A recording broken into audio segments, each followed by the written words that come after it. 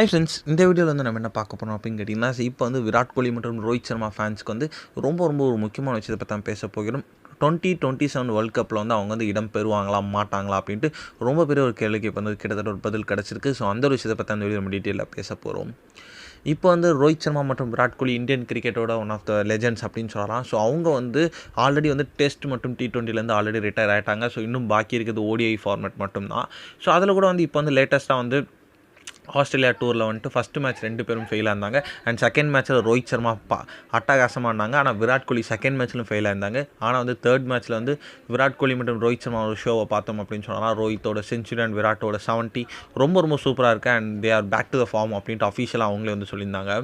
So இப்போதைக்கு வந்து என்ன ஒரு குழப்பம் அப்படின்னு கேட்டிங்கன்னா, இப்போ வந்து அந்த செலெக்ஷன் டீம் மத்தியில் வந்து இந்த ஆஸ்திரேலியா டூரை வச்சு தான் முடிவு பண்ணுற மாதிரி இருந்துச்சு.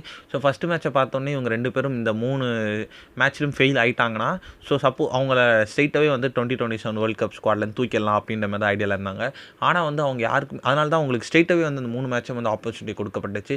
ஆனால் வந்து அவங்க யாருக்குமே தெரியாது வந்து ரோஹித்தோட செஞ்சுரி வரும், விராட்டோட 70 வரும் அப்படின்ட்டு.